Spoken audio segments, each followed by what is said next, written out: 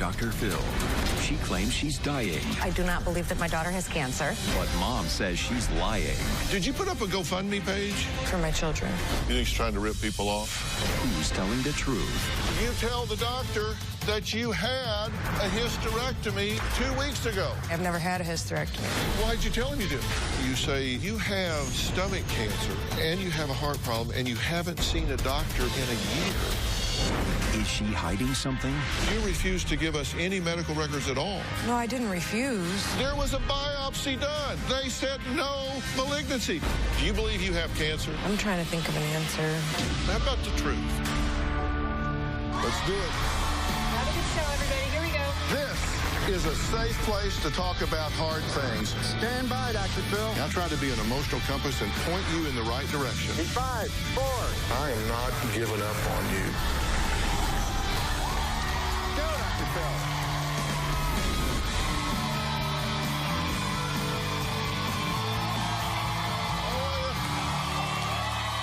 How you doing? Well, it is a parent's greatest fear, burying their child before their time, laying them to rest in a place like this. The inscription on this tombstone has yet to be engraved with the date of death, but Mary's daughter Lynn says it's only a matter of time before her deathly ill body lays beneath the cold, hard ground. I have stomach cancer and it causes me excruciating pain. One day I started vomiting, uncontrollable, nonstop vomiting. I went to the hospital and they admitted me for 7 days. They did a scope and biopsies. The moment that I heard the word cancer, my world just stopped. That was the worst day of my life. I feel like the cancer could be spreading. And now I'm dealing with a malignant tumor on my uterus. I haven't been to a doctor in over a year because I fear death. I feel like I'm dying every day. But Lynn's mother, Mary, says standing over her daughter's grave just like this, delivering a heartfelt eulogy, will not be happening anytime soon. Why? Well, take a look. My daughter is a manipulator and a pathological liar. 2 years ago, my daughter began a crusade of lies that has devastated me. I got a phone call that no parent ever wants to hear. Lynn told me she had carcinoid stomach cancer. She does not have cancer. I was in shock. She told me she had been to the hospital and they found 2 tumors in her stomach. At that point, I told my daughter that I was her biggest fan and I would do whatever it took to get her the help that she needed. My next step was to go with my daughter to see her doctors and come up with a game plan. But then there were no appointments scheduled, and it made me wonder why. I was discussing the situation with my family, and we decided that I should probably get a power of attorney. The power of attorney would give me the ability to get all the answers I needed to help her. Lynn agreed to it. When I finally got a hold of the medical records, I come to find that there is no diagnosis of cancer. And I couldn't believe it. I found out that Lynn had a GoFundMe page. And when I saw it, my heart dropped to my stomach. The page was full of lies. Lynn continues to say that she has cancer and that she is dying, and I have yet to see proof. I am so crushed and devastated by this whole situation. I don't even know what to say. Why would she do this? Is it possible that you're in denial? I mean, whose mother wants to hear that their child has cancer? Is it possible you're in denial? No. Is it possible that you got involved and you're so overbearing and so meddlesome and so irritating to the doctors that they just blew you off and didn't want to tell you the truth? No, that's absolutely false. Because that's what she says, that you are going to cause her to die because you got involved and drove her doctors away, and now they won't treat her, and she's going to die of cancer, and you're going to live with it for the rest of your life. Well, first of all, I do not believe that my daughter has cancer. She told me that I was irritating the doctors because they were seeing her under the radar because she didn't have medical insurance. What does that mean, they're seeing her under the radar? She told me that they were seeing her without insurance. And so they weren't going to publish anything to her records because they didn't want to be sued. So that doesn't make any sense at all. Doesn't make sense to me. If you're not in denial, if you're not causing all of this to be under the radar, if it's not you, then it's her. So she's either a manipulative con artist or she is seriously delusional. What's your vote? I would say she's seriously delusional. Do you think she believes she's ill? I believe that she honestly, truly believes that she's dying of cancer. You think she believes she's got cancer? Yeah. She also says she has serious heart disorder. She doesn't have serious heart disorder. Says she's got to have surgery. Look, Lynn is here. She says it sickens her even more that her mother doesn't believe she is gravely ill and could be dying from cancer. Take a look. My mom does not believe that I'm dying. She got some of my medical records, and because she didn't find the word cancer in those papers, she said that I didn't have cancer. She was pretty much calling me a faker. She wanted to talk to every single doctor and control my appointments. My mom's behavior was totally disruptive with the doctors. Doctors don't like trauma at all. Most of them stopped seeing me after she became involved. I feel that my mom ruined my chances of getting my cancer treated. I could die, and if that were to happen, my mom would not be able to live with herself. Well, Lynn has not seen her mother in nearly a year, but she is here today. So, Lynn, please join us.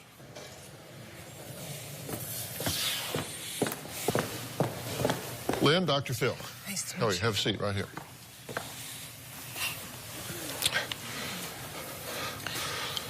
Lynn, good to meet you. You haven't seen your mother in like a year. Yeah. How do you feel about seeing her now? Okay.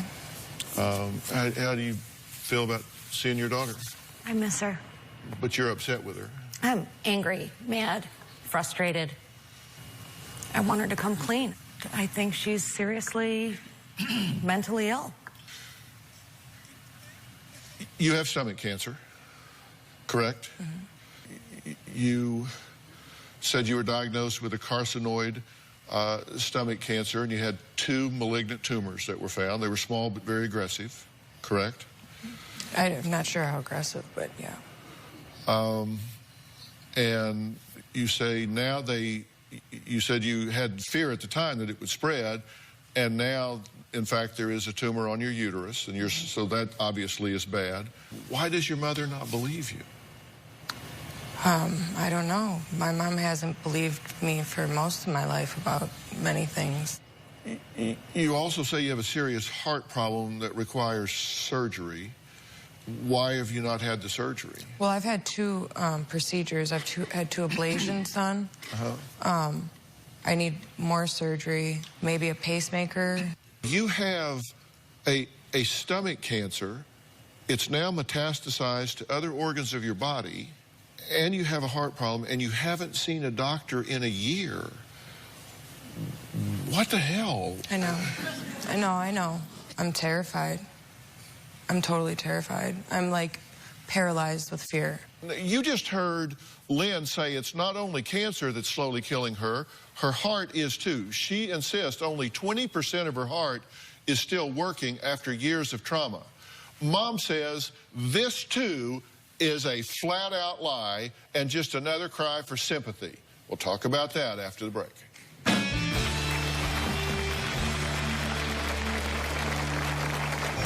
I suffer from depression, anxiety, diverticulitis, irritable bowel syndrome. My daughter indicated that she had major heart problems and that she needed a pacemaker. Cancer is just one of many medical lies. Tomorrow on an all-new Dr. Phil, they say their daughter's boyfriend hooked her on heroin. She's OD'd 16 times. He's been a devil. I just want to throttle him. What can they do? Do you think he loves you? I do. Taking you into a dingy motel room and sharing drugs, that's not loving you. What can they say Do you get it? Do you want help? to get her back? I will help you only if you look her in the eye and say, this is done. Tomorrow. Then on Friday, from living large to living in his parents' garden. garage. You're not working. I'm on unemployment. You sleep all day. He's working, and you're not? What is wrong with you people? That's Friday.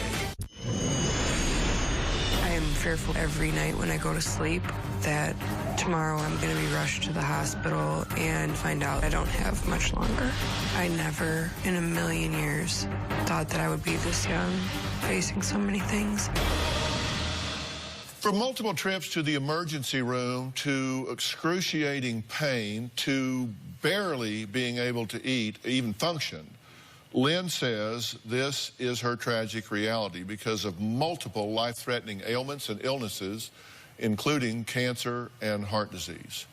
Now, Lynn's mother, Mary, doesn't buy any of this. She says, I don't believe a damn bit of it. She says her daughter purposely makes herself appear sick, and when that doesn't get attention, she makes up even more medical problems. Take a look.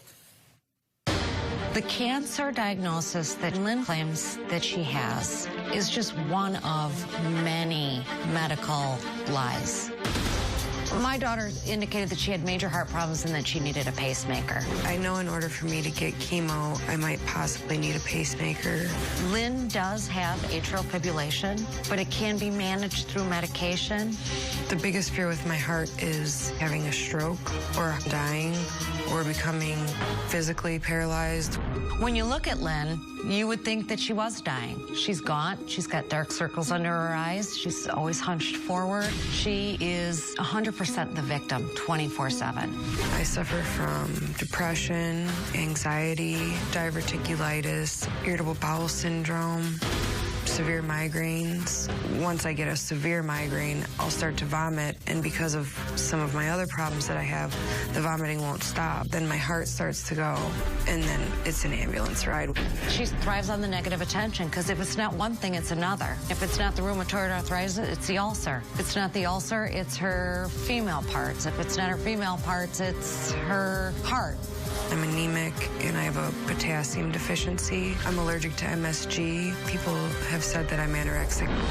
She's had cysts on her ovaries removed, and I believe that she had one of her ovaries removed. Lynn told me that she was being put on forced menopause and that she was going to have a hysterectomy. But then she had a fourth child. She told me it was a miracle. She was my miracle baby. If you don't have a uterus, you're not having a baby. Are you lying? No. I know. Or are you lying to yourself? No. Did you put up a GoFundMe page to raise money? For Christmas, for my children. For your children. I actually have a copy of the page. I'd like to take a look at that. Here's your page that you put up, and I blurred the faces of the children. You said, hello, my name is Lynn Marie. I'm a loving mother of 7 beautiful children. Now, Mom, you had a comment on that. She doesn't have 7 children. She has 4, 2 of which don't live with her. Do you have 7 children, or do you have 4 children? I gave birth to 4, but with my fiance, we have 7. How many live with you? 4. How many live with her? 2 is what I'm aware of. 2 of my own birth children, but 4 children total live with me. But you said 7. 2015 will be filled with surgeries and treatments for me and uncertainty for my children. You just said you hadn't been to the doctor in a year. I was expecting to have insurance in February, and I was going to be doing everything that I needed to be doing. All I want for Christmas is to give my children the most beautiful and magical holiday full of memories they can always keep should something happen to me, or memories we can share for years to come. Just one last normal holiday before our whole worlds change. As of right now, our situation is very dismal and grim due to hospital bills and so much time taken off dealing with figuring out what was going on with my health. She doesn't have to take time off work because she doesn't have a job. Is that true? No, I don't have a job, but I do have a fiance that works. And as of the first of the year, I will begin fighting to save my life. Was this honest? You said 7 children. I am a mother of 7 beautiful children. I am. I mother all of them in some way, some form or another, even if they're not in my home at that moment. How much money did you raise? $80, but it wasn't about the money at all.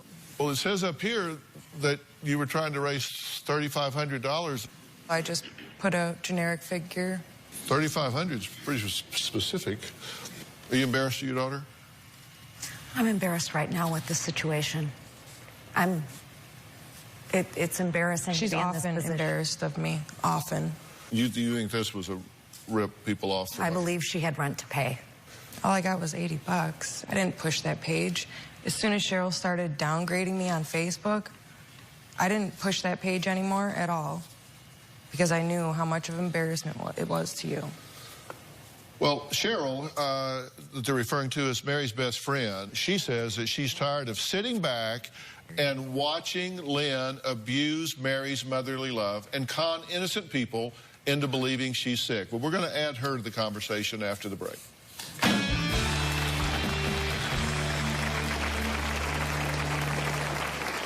A few months ago, I opened up my Facebook and saw the GoFundMe page. I right away knew that she didn't have cancer. There was a comment section. I posted, "Lynn, you don't have cancer."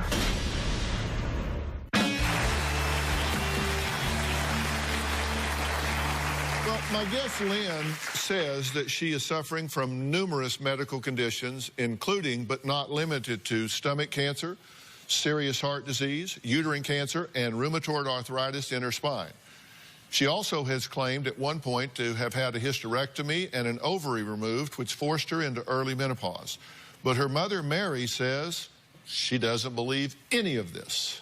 Well, Mary's best friend, Cheryl, says she is tired of Lynn pulling at her mother's heartstrings and is sickened that Lynn has taken her sob story public, trying to con people out of money online.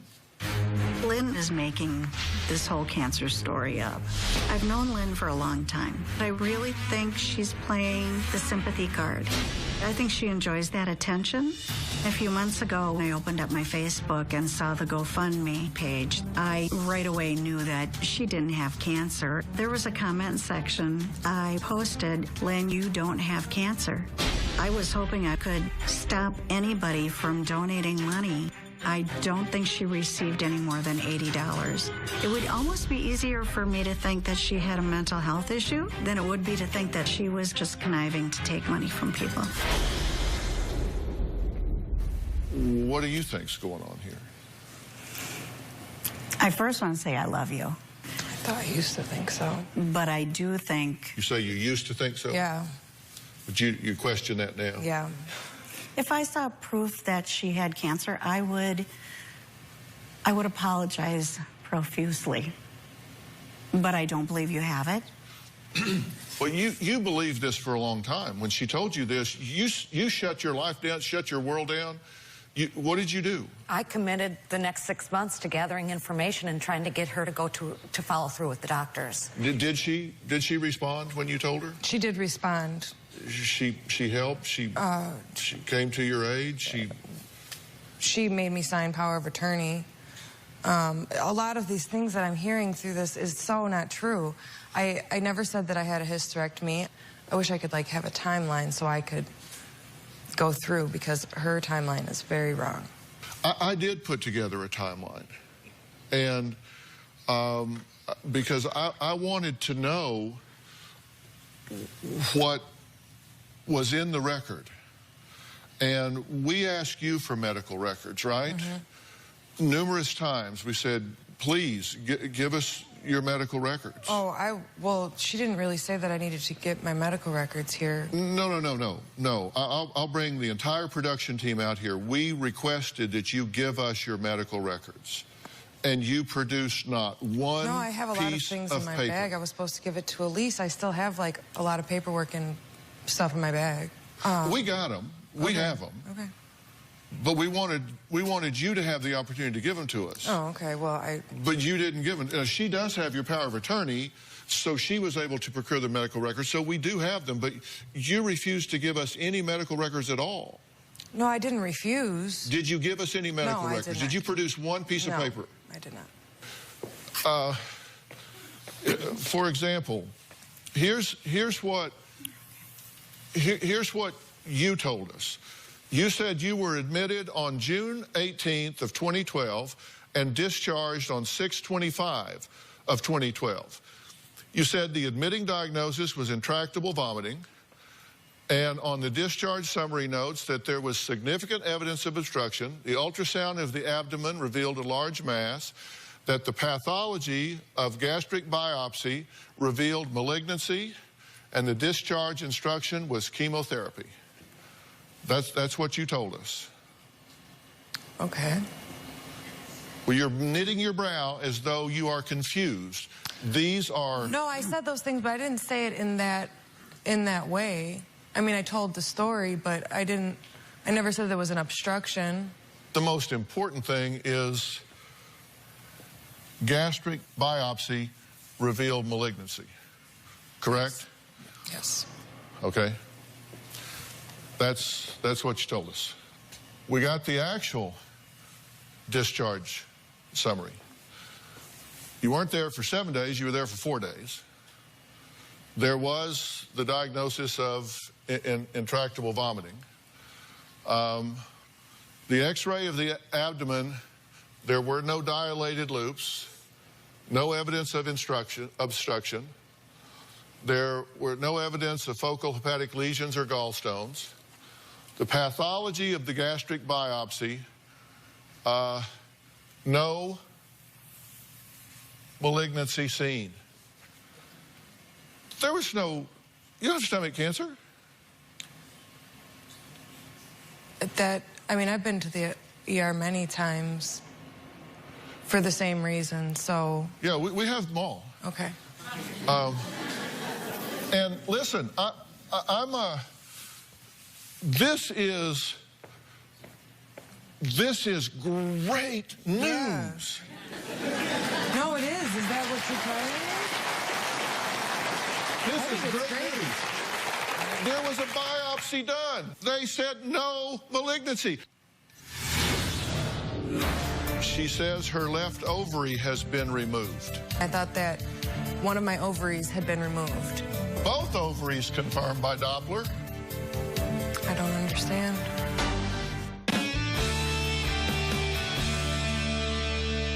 Okay, you're there on 6/14/2012. You tell the doctor, at that point, you tell the doctor that you had a hysterectomy 2 weeks ago. I think I said partial, but I've never said I had a hysterectomy. I've never had a hysterectomy. You didn't tell him partial, you said hysterectomy. Well, I didn't mean hysterectomy. And partial means the uterus. They leave the ovaries, but they take the uterus. Let's just listen to your words. Okay. Let's listen to this. And now I'm dealing with a malignant tumor on my uterus. And now I'm dealing with a malignant tumor on my uterus. And now I'm dealing with a malignant tumor on my uterus. You don't have a uterus because you had a hysterectomy. No, I didn't. I never had a hysterectomy. I've never claimed to have a hysterectomy. You did claim to have a hysterectomy. It's in your medical records. You told me you had a hysterectomy. But I didn't mean. I did not mean that. I wanted to be sure, so we contacted a leading OBGYN, and they said, no, if you have to have a uterus to have uterine cancer. And you said that you have malignancy, a malignant tumor on your uterus, and you can't do that if you don't have a uterus to have cancer on. Okay, so then your cardiologist wrote a letter to your mother. This is from your cardiologist. He says 11/22. This is November of that year. Diagnosed with gastritis. Gastritis and carcinoid, you get a big difference, right? Yeah. Big difference. Yeah. And so he's writing here about that. It says, malignant carcinoid, no such history. And she never mentioned anything about chemotherapy or radiation. And by the way, this serious heart problem, this is your cardiologist, serious heart problem, it's going to require surgery, and you can't do any chemo because of your heart. He says atrial fibrillation is being controlled with medication. I don't see any evidence to support the notion of irreversible damage. Just not true. Do not have any indication for a pacemaker. Do not believe she would qualify for disability. That was the one thing that my mom was wanting him to say in that conversation. I remember that doctor's visit. And I had just had a heart procedure, so I didn't understand how he could say anything like that because he didn't even do the heart procedure. Then 923, again, you're admitted. She says her left ovary has been removed. Okay? Then they do a scan, and they say both ovaries confirmed by Doppler. They are unremarkable except for some small cysts. Uterus still hanging in and is otherwise unremarkable. So this is in the fall of 2012. You tell them at that visit, you say your left ovary's been removed. I thought my left ovary had been removed. How do you think your ovary's been removed? That's when I had that procedure and I had all those things done. All of what things done? I don't know. My mom should have the list of what was done. You have 2 ovaries and 1 uterus. You said you had a partial hysterectomy. This says you have... That's what I thought it was. I thought when I had my partial hysterectomy, I thought that one of my ovaries had been removed. Well, apparently you didn't have a partial hysterectomy. No, apparently not. And apparently you don't have stomach cancer. No, if that's true, that's fantastic. You would be like...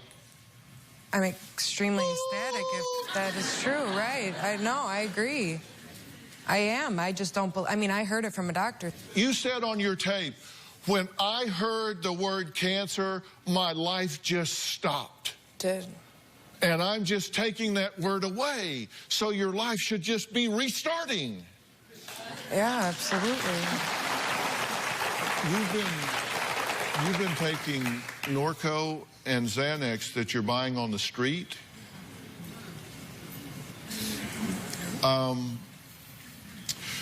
This is Dr. Charles Sophie right here. Dr. Sophie is a board-certified psychiatrist. He prescribes these medications. He's the director for the County of Los Angeles Department of Child and Family Services. And talk about the common side effects of Norco and Xanax. If you take those and they sit in your stomach. Yeah, I mean, as you know, they're highly addictive. You're out buying them on the street. Nobody's monitoring that. It's taking away emotional and physical pain for you. But all of those pills sit in your stomach, and as they're broken down to be absorbed into your bloodstream to go to your brain and give you the relief you're looking for, those chemicals are eating away like acid in your stomach lining, your bowels, your large intestine, and all of a sudden you're going to have now a reason to take more pain medicine. It's a bad cycle that you've created.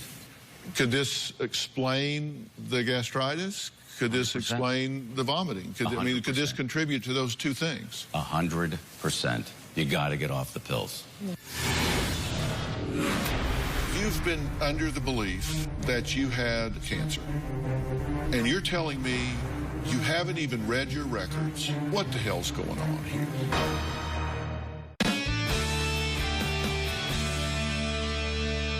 I want to get your reaction to what I've had to say so far. I'm in like a whirlwind right now. You said you came here with a suitcase full of records, right? Well, not full. I mean, I have a couple things. You've read your records, though, right?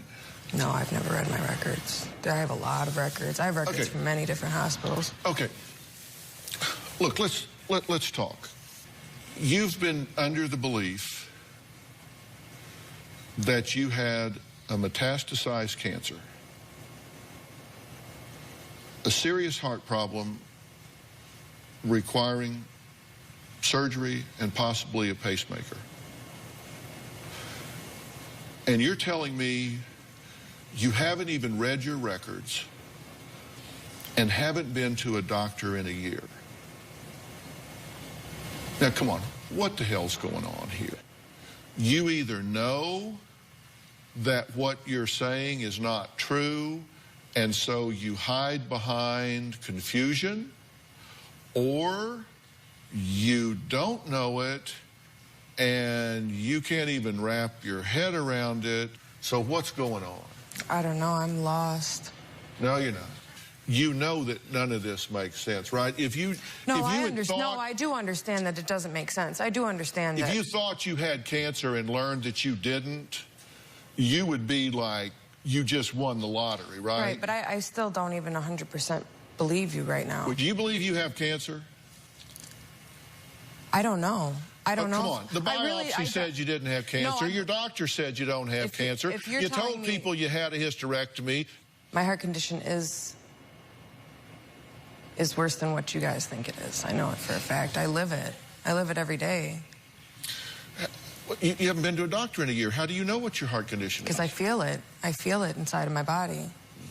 So you've self-diagnosed? I suppose. Are you taking your medication for it? No. I try to get my medications for it, but I don't always have the money. Okay, so you're claiming conditions that everybody says you don't have. The ones you do have, you don't take treatment for. But yet you're out, you say, well, I can't get the medicine, but you're out buying drugs on the street. What? Come on. No, you're right. What's going on? I don't know is not an answer. Give me an answer. I'm trying to think of an answer. How about the truth? Just tell me the truth. Don't censor. Just tell me the truth. You told your kids that you have stomach cancer? Because if you've told those children that you're dying, I think it's fair.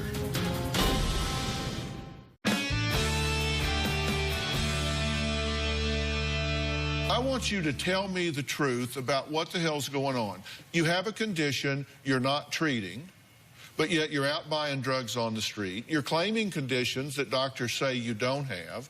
I tell you you don't have it. I show you the records that say you don't have it. You say, well, I never read my records. You haven't read them, but I have. So you say, I wish I had a timeline. So you know what? I got one. ... You go, oh, well, gee, I don't know if I believe that. You wanted a timeline? I gave you one. I don't know what you're asking me right now. I don't know what's going on. I'm like... You're either lying to me or you're lying to yourself. I'm not lying to anybody. If you're telling yourself you have disorders and diseases you don't have... Which I'm not. So you believe you have these disorders. Right. You've convinced yourself you have them. I mean, I haven't convinced myself. If you hear it from a doctor, you're going to take it for its word. No doctor has ever told you had stomach cancer. I sat in that room and I heard the word cancer. You left the hospital before the results came in. So isn't it you that decided you had stomach cancer? No. Why would he do a biopsy and tell you the results before they came back? What do you mean? I didn't get the results for 2 weeks after I got out of the hospital. It's coming up on 3 years. Reckon you'd have gotten a lot sicker in the last 3 years? Yeah, I've been trying to keep myself healthy, but yeah. Have you told your kids that you have stomach cancer? My kids know that I'm sick. That wasn't my question. No, my kids don't know that I have stomach cancer. Because if you've told those children that you're dying, that you have stomach cancer, no, I've never told them that I was dying. I've never told my children that I was dying. Never. Did they see your GoFund page where you say, after the first year, I start the fight for my life? Yeah, the older ones probably saw that. Do you think that's fair to those children? No, definitely not. I don't think particularly when you're sitting there with a record in your house that says no malignancy, AFib under control with medication if you would just take it, no disability. Well, I know that that's wrong. I mean, I feel it every day. Nobody can tell me any different. I know how my heart feels. Mm-hmm. But you're not taking the medication. I mean, I take the minimum of what I need in order to survive. I do take some. You just said you weren't taking the medication for your heart. I asked you, are you taking the medication? I don't take you said no. medication, but I take aspirin to keep my blood thin and things like that. Okay, so you're taking aspirin. Yeah. So you have prescribed medication, you're not taking it, you just take aspirin. And you know your heart's not doing well. And you're not compliant with what's been prescribed. Is that fair to your children? No. We're going to take a break. When we come back, we're going to talk about what I think's going on.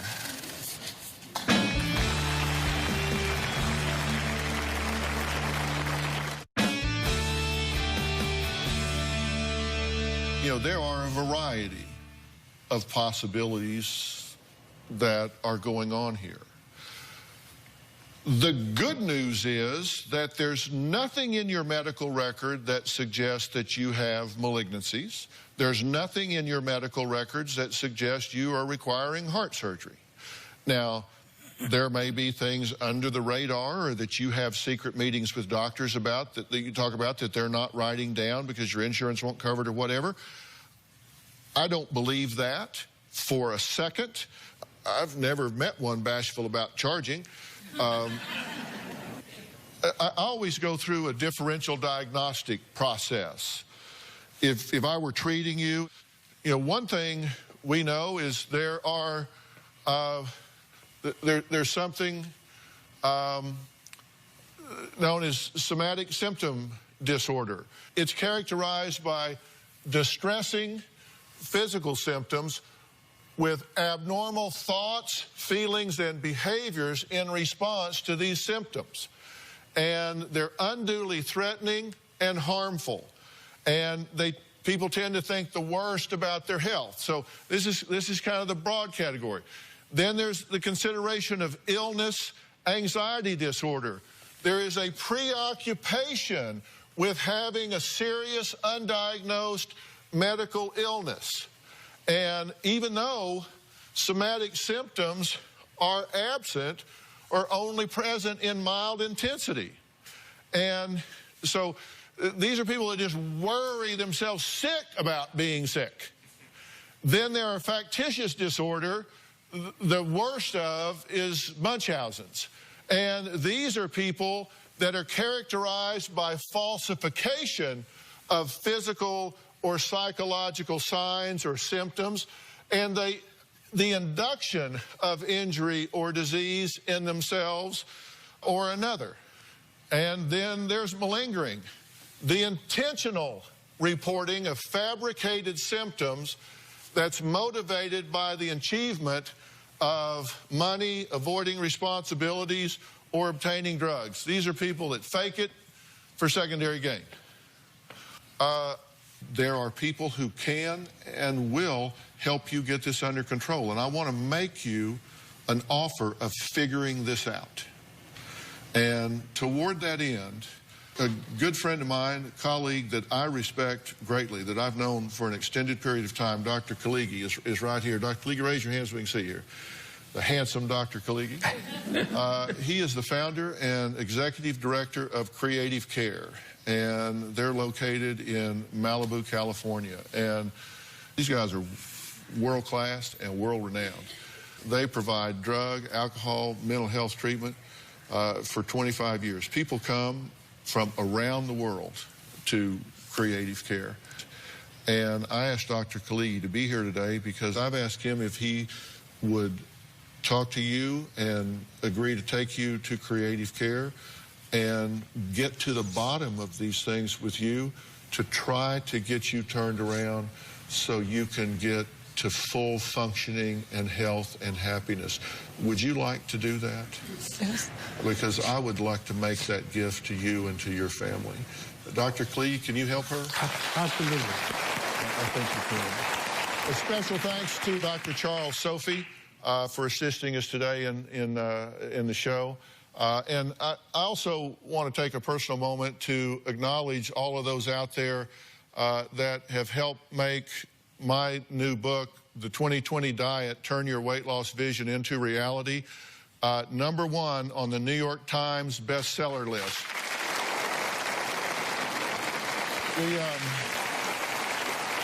We've also had great fun with the new 2020 Diet app that provides all the diets, recipes for breakfast, lunch, dinner, and snacks that you need to maintain this diet. The results have just been crazy. You guys are having fun with this, and it's great to see how much weight you're losing in a healthy way. So, and everybody in the audience, I'm going to send you all home with a copy of 2020 Diet Stuff. All right, so thanks for being here. We'll see you next time.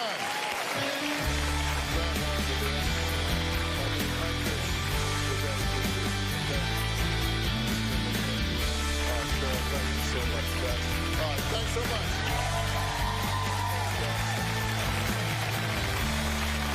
Thanks, guys.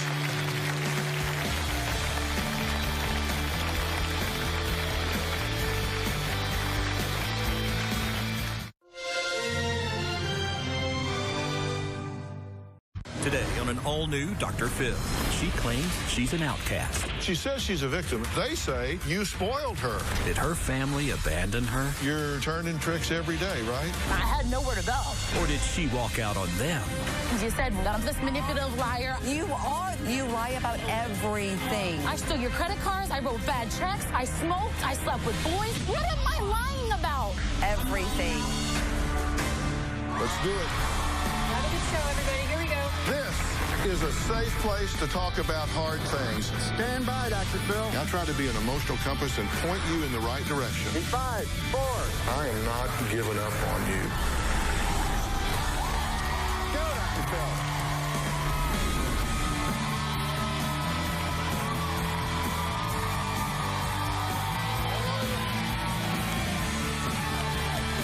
How you doing?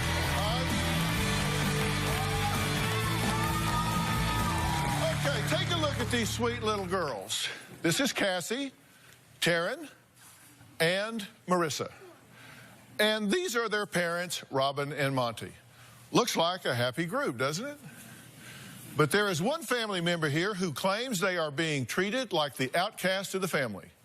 In fact, Marissa says she has always felt like an outcast, even though her parents say their youngest daughter was spoiled from the day they brought her home. When Marissa was about 6 months old, she came here to live with my husband and I. My oldest sister was incarcerated, and she could not care for Marissa. Marissa was welcomed into our family, and we treated her just like the other three. She was the cutest thing growing up. We were extremely close. We had pizza nights, movie nights. She was our sister. She grew up in a very loving home. We're a very good family. We taught respect, say please, say thank you, respect your elders. We gave her a wonderful life and everything that she could possibly have wanted. She had her own room. There was a pool in our backyard. I spoiled Marissa. I was trying to compensate for her not having her biological mother. My heart hurt for her. Marissa, she always did very well in school. Marissa was very smart. In the 8th grade, she was inducted into the Junior National Honor Society. We were so proud of her. Well, as it stands today, Robin and Monte have not seen or spoken to Marissa in about 3 years. She went from a sweet little girl to a teen in trouble. Marissa went from this bubbly little girl to this rebellious teenager. Most everything was a fight with Marissa. She would tell me, "You're not my real mother. I do demand respect. I'm your mom. I'm raising you. You need to respect me." She started getting into drinking and smoking and a little bit of drugs and hanging out with boys a lot, sneaking out of the house. She went from a straight A student to failing just about every class. I'm not really sure what triggered her to spiral out of control. We would punish Marissa. She was basically grounded. I would take her cell phone, and there would be pictures of her half naked. One time, there was a knock at the door. It was a police officer. Bring her home. The cops found Marissa and a boy having sex. It got to the point where we couldn't trust her at all. Marissa turned this whole house upside down. It was overwhelming.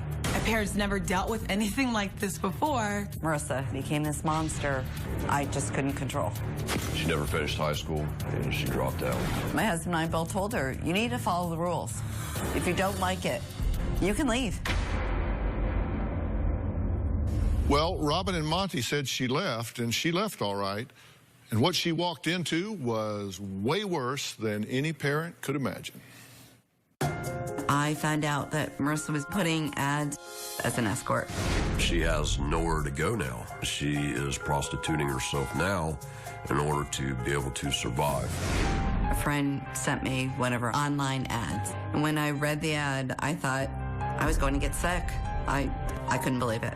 I thought she was a full-time manager at a fast food place. I couldn't believe what I was seeing.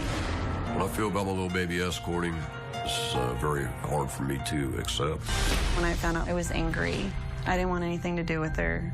I felt sick to my stomach. Through Facebook Messenger, she wrote to me, "I think about you every day." And I didn't respond. Marissa's behavior has been devastating. I'm absolutely embarrassed to call Marissa my sister. I really miss my little sister. I miss her a lot. As Marissa's mom, this is my worst nightmare. I'm afraid I don't want to bury her. This is my kid. I don't know how to fix it. That's why I'm here. Well, Cassie, I can tell before we even start, this is difficult for you. Yes. Tell me why. A lot of emotions. It's very embarrassing. It's very hard. I feel sorry for her. It's caused a lot of pain to me, to my family. Is she a victim here, or have you guys abandoned her when she hit a rough spot in her life? Or is it more than a rough spot in her life? It's more than a rough spot in her life. I don't believe she's a victim. Because she says she's a victim. I mean, you listen to her. I did. And I'm listening to her on tape. She's saying, you know, come on. I mean, it's like everybody bailed on me here. I clearly did make the best choices, but everybody just quit on me. And it's kind of like, look at this family. What one thing is not like the others? And it's her. She's saying, they're not my real parents, and I was treated differently. But you say, yes, you were. You were treated differently, because they say you spoiled her. That you gave her more than you gave them, that you treated her special, that you kind of overcompensated for her even. I overcompensated. I felt a little bad for her, and financially, Monty and I could do a little bit more at that point, but not to the point where she would be doing these types of things. What bugs you most about what she's doing? What's the most self-destructive thing she's doing right now? Escorting. She's going to kill herself. That's what I believe. I think the end result, if she continues her lifestyle, is she's going to die. You think she's going to, you're going to get a call? Yes. She's going to find her dead. How will she die? Will it be drugs? Somebody's going to kill her? What's going to happen? Any of those things, honestly. And you guys are humiliated by this whole thing, right? Yeah, this was very hard to make the choice to come on here. Why do it? Why, if you're so embarrassed by her, why are you on national television putting it out there? I'm not embarrassed by her. I'm embarrassed by the choices that she's made. I'm embarrassed that she was given everything. She was given tools. She was given a loving family. And she's chose to make these types of choices and to lead this type of life when she didn't have to. She didn't have to leave the house. She didn't have to go and escort. She didn't have to go and do these things with boys and steal. And she didn't have to do any of those things. We were loving and supportive. We were positive role models for her. Yeah. She chose to, and because of my love for her, I'm here. Marissa is here today, and she says her entire family turned their backs on her when she needed them the most, and because of that, she spiraled out of control. She's blaming them. I really don't get that, but we're going to let her try and explain it when we come back.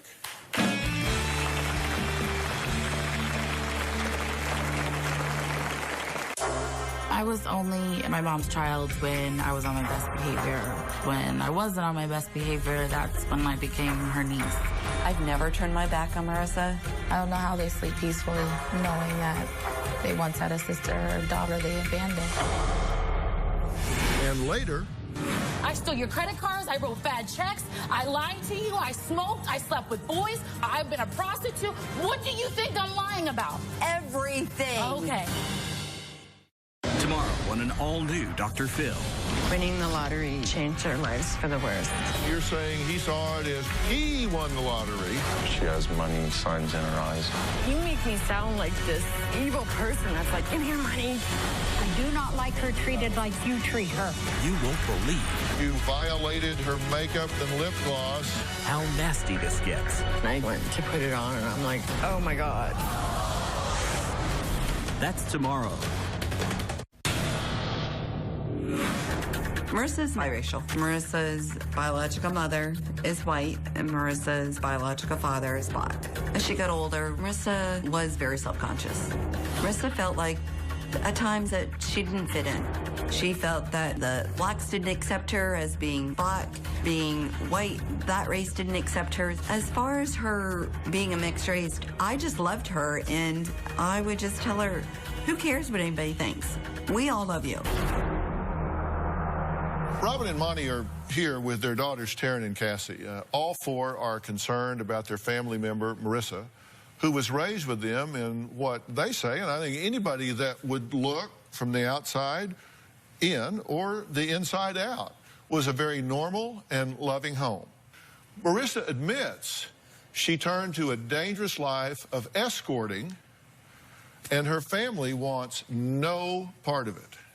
I feel like my family just turned their backs on me because it was easier for them. I've never turned my back on Marissa.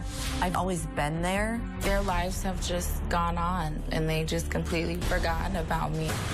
I always see my family posting on Facebook and stuff about, you know, going on vacations and buying new cars and living just lavishly as I'm struggling every day. We've tried to help her, but she didn't want it. She wasn't ready.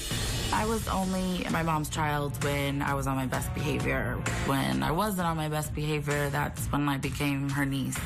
I think my sisters think they're better than me because they have their together. It's clear to me that I am not a part of their sisterly bond and I am an outcast. I hope that Marissa can make the changes she needs for the family to trust her again.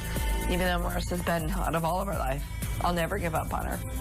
My mom should let go and stop trying to fix all of Marissa's problems, but she won't. She's her mom. I don't know how they sleep peacefully knowing that they once had a sister or a daughter they abandoned. Okay, Marissa, I'm glad you're here. And who have you seen and not seen in what periods of time? None of them. Haven't seen any of these folks in 2 years, 3 years? About 2, 3 years. 2, 3 years. And how about Monty? Same. Same? And how did that come to pass? Pretty much we just stopped talking, and I mean, I would connect with my mom on Facebook every once in a while, but everyone else just stopped talking to me. I've seen family photos, like I was flipping through a family album, and there were times that you all look like one big happy family, right?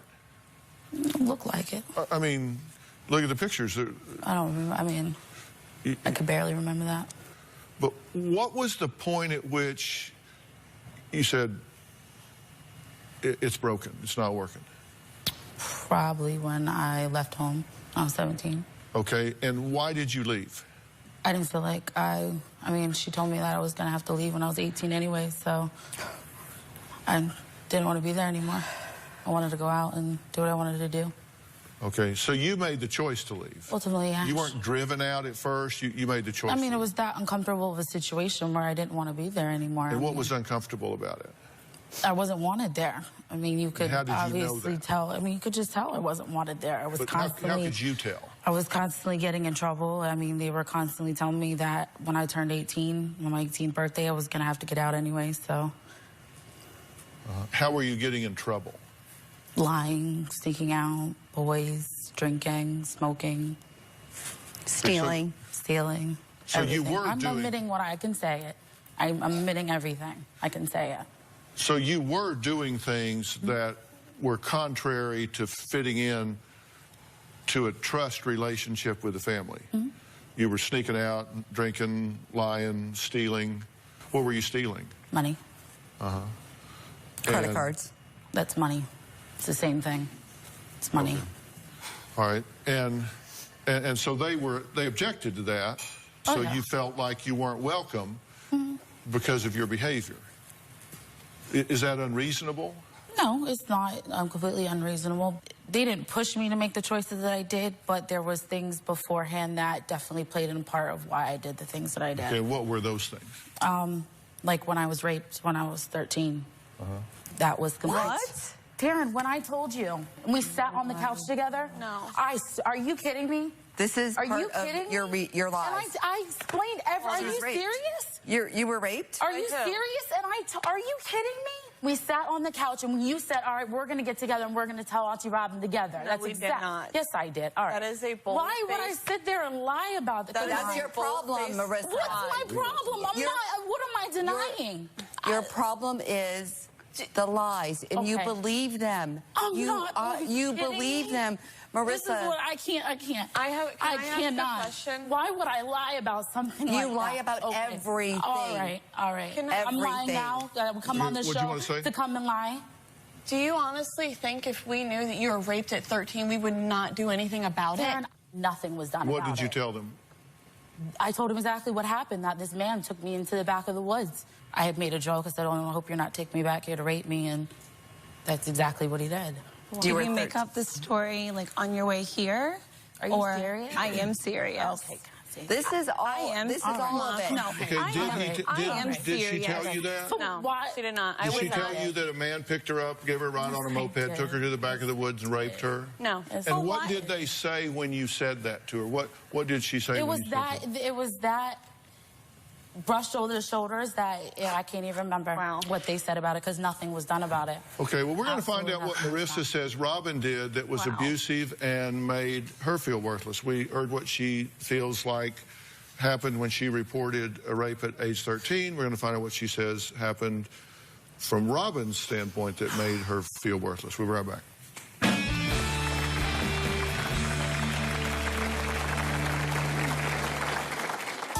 First time I had sex for money, I was scared. Every day I think I got more and more scared. Because I've seen the Craigslist killers and different movies and shows, and I know it's real. I know it happened. It was just when is the next guy just gonna come in and just put a knife to my throat?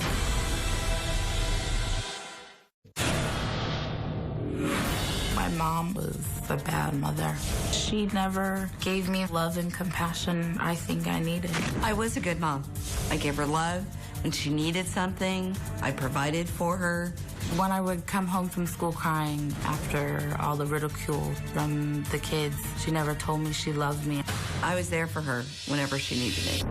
If I was her blood daughter, I believe she would have done a lot more to make sure that I didn't end up like this. Well, Marissa, who calls herself the outcast of her family, says even though she hasn't spoken to her parents and sisters in at least 3 years, she has kept up with them on Facebook, viewing their family pictures. She says she has been excluded from. Marissa says while her family has been living a carefree life, going on vacations and cruises together, she has been alone, doing whatever she can to make $20 just to eat. Now, just before break, we were talking about the fact that you reported at 13 that you had been raped. You said you remembered specifically sitting there telling Taryn because you were afraid to tell your mom about it. Then you asked me, why did I wait so long afterwards to tell you? You act like I don't remember this conversation. I know this conversation. It happened, I told you, and I know I told you. You can sit there and shake your head. It's fabricated. Okay. So it has to be. You never. Just like you never put your hands on me, just like you never did anything. Yeah, it's all fabricated. But I was just curious. I asked you what she said when you told her, and you said, well, I don't remember, just kind of brushed it off.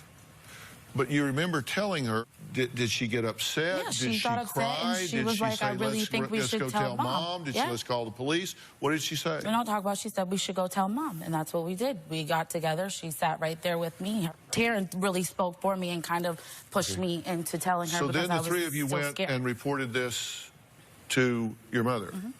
So did they come and tell you? No. Okay. No, not at all. Marissa, stop. Not at all. Stop what? What am I stopping? So you don't remember her telling you this? You're shaking your head. What am I stopping? Okay, and you don't remember them coming and telling you? Absolutely not. Okay. All right. Mm-hmm. If I really wanted to lie, you think I would come on the show to sit here and lie you about really think I would come on the show to tell people what I've done if I wanted to be a liar? I wouldn't have even come on the show. Marissa? I wouldn't even come on this show. You did, because you wanted me to pawn off because you didn't want to help me. You wanted somebody else to help me. How dare you? Do you see the text? Dr. Phil has all the texts. Yeah, and I'm you still and I a back and manipulative forth. liar, and I'm still a this. Okay. You never He said has that? all of that. I'm pretty sure your friend showed me some things you said just recently, that I'm still this manipulative liar. I'm not changing. You are. Okay. That's your problem. What am I lying about? Everything. Okay, everything. What's everything? Please explain everything. Let me use an example. Let me have an example. Did you lie about Monty being inappropriate? I never said that a day in my life. I never said he ever touched me. I never said that. Not you. Somebody else. I never said that. You believed all them, just like you believed them when I told you about going to see my father. You believed them. You believed my mother, and you sat there and you busted my lip because you didn't believe me. Why would I lie about meeting my father? Why? You lie about everything. So there you go. I'm lying about everything. Did you tell CPS that your mother was beating you? Yes, because she was. She definitely put her hands on me. I smacked you. Yes, I did. And that's what I told you.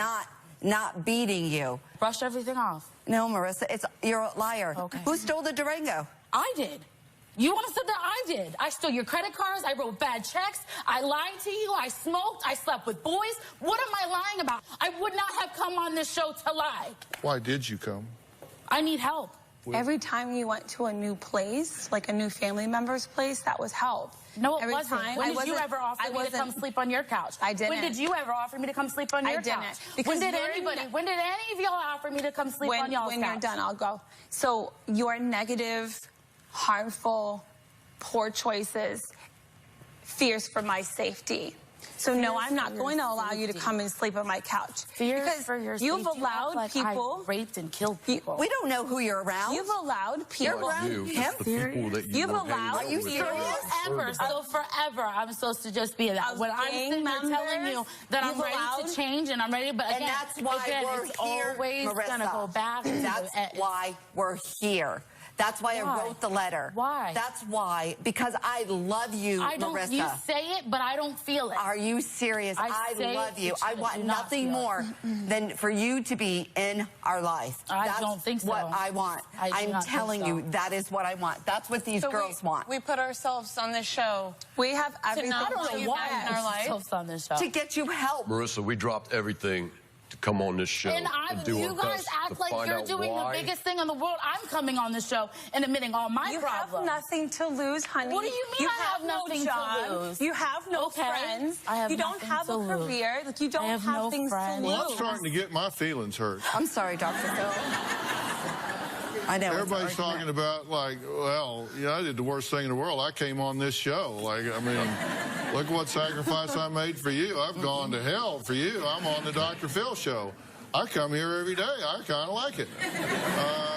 Marissa has already admitted she is ashamed about escorting. Let's find out what else she's ashamed of when we come back. And I'm going to get an answer to my question, why is she here and what does she want help with? We'll be right back.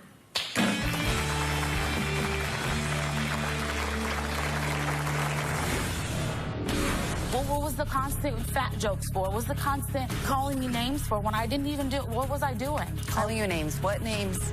You didn't call me a fat bitch every time? My mom is a little bit racist. On several different occasions, she called me a couple different racial slurs. She would say, "You're my slave," and then she would just kind of make light of the situation afterwards, like it was a joke. When I was a kid, I sagged my pants, and she would tell me to pull my pants up. I'm not a you're not ghetto. We don't do that in this family. I feel like she has her judgments against black people. Well, that was Marissa talking about the racial slurs. She says the woman she calls Mom, that was a lie too, who is biologically her Aunt Robin, has called her in the past. Now, you say, yeah, I lied and stole and cheated and betrayed and did all these things, but you say it with bitterness and anger. I hear absolutely no remorse I've been in very your voice remorseful at all. I know the choices that I made, and I made them. You're a smart person, right?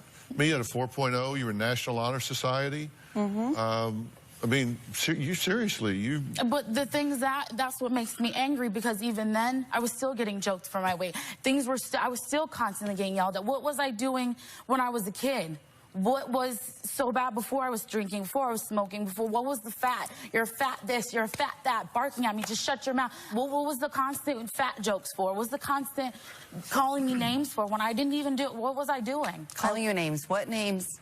You didn't call me a fat bitch every time. You didn't call me that. Did we go to Weight Watchers Did you ever take me to see my black family? Did you ever take me to see my black side of my family ever? As many times we went up to Massachusetts. Do you even know ever who they are? I did meet them. I did meet them. Did they come to Mom's every summer?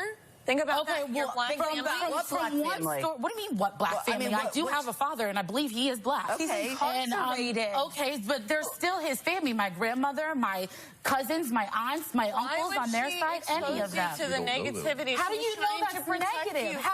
Are you serious? Negative of what? How are you to judge them? Incarcerated. How are you to judge? He's incarcerated. That's him. You don't get incarcerated for no reason. Okay, but you had no problem taking me to go see my mother in jail. You had no problem doing that. So what do you mean trying to keep me from the negative? You believe you and Nana took me to go see my mother in jail. One time we took you. One time, but yet you're telling me you're trying to keep me away from it. What are you really saying? Can you calm, please? One time, you're absolutely right. That is my sister. I know my sister. I don't know who your father is. So you take that away from me? I don't take that away from you. You did take that away from me. But I'm not subjecting myself to that. No one said you'd had to. You could have. You just said that. You could have easily let me go on and meet my grandparents or meet my other side of the family, meet some kind of black culture. You've never indicated any. Excuse me. Can I? Excuse me. Okay. Excuse me. What do you want? Do you want us? I'm sorry. I want to be accepted in the family. I mean, you sit there and say, yeah, we accepted you, but there's just numerous times when I can sit there and remember saying, let me just get the sisters together, and then you'd let me come in. It was always me on the outside of everything. But then when we were at home, I was your sister, but when we go in public, you introduced me as your niece. When I was in front of y'all, I was your daughter, but then when you introduced me to people, I was your niece, and you had to go in and explain the whole story that went along with it. I don't want that. I want somebody that's going to be there no matter what. I'm not sitting here saying I want to come live on your couch and for you to take care of me and give me bukus of money. But I'm saying you should have just, I don't know, sent me to a rehab, just made me go to a rehab center, do something. Do something. You spent all this money to go on vacations and do this as I'm sitting in a crappy-ass hotel just getting bit up by bed bugs and having this man and this man and this man. Again, I'm not blaming you for the choices of what I did, but I had nowhere to go. Again, you haven't talked to me. You sit there and say I'm this manipulative liar, but you haven't sat here and talked to me in 3 years. You see what I'm doing, but again, what do I do? What can I do? I'm sitting on the street. I have no other choice. Tell me, get a full-time, do this on your own, but it's not that easy. If someone was to do this for you and just completely just say, do it yourself, figure it out yourself. What do you do? I'm very smart. I love working. I love going to work. I love going to work, and I want to go back to school. But again, how am I going to do that and pay for this $1,700 a month hotel room? How? Can I say something? I just found out what you were doing. No, you didn't. You've known from almost 3 years ago. Can I comment on that? You've known from almost 3 years ago. Y'all can do this at the break, because you don't need me for this. I started to have a conversation with her, and y'all wanted to start bickering again, and you really don't need me for that, so we're going to take a break. Marissa did have a question for me that she wrote down. I'm going to address that question when we come back. It's a very specific question. We'll be right back.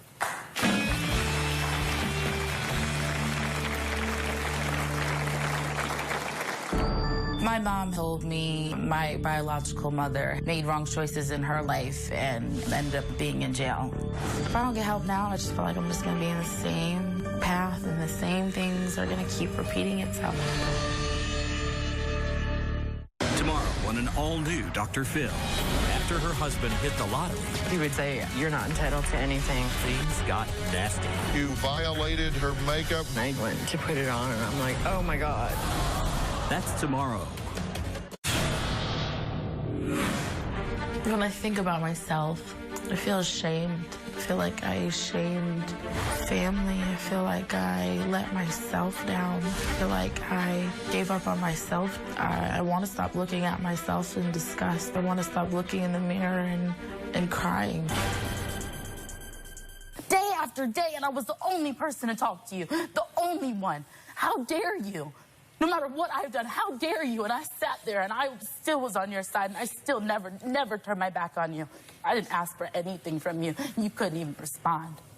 Nothing. Nothing. This has continued through the break, and we're back now. Marissa did have a question. She said, am I fixable and worth helping, or am I a lost cause? And I took that as a pretty legitimate question on your part, because I think people realize that we all feel like at times we get to a point where we say, you know, it's too late. Look, I'm the incurable optimist. I'm absolutely the incurable optimist. I just think that it's never too late. I think you can always make a choice to turn things around. But I also am a realist. Life has momentum. And when you've got momentum in your life like you do, because, I mean, we don't need to dress this up. You're hooking. And you're turning tricks every day, right? 15, 20 guys a day? That's a horrible, horrible existence for you. My heart breaks for you that you're devaluing yourself that way. Particularly when I know how capable you are and how smart you are. And I also know, despite the fact that you have trouble seeing and receiving it right now, how loved you are.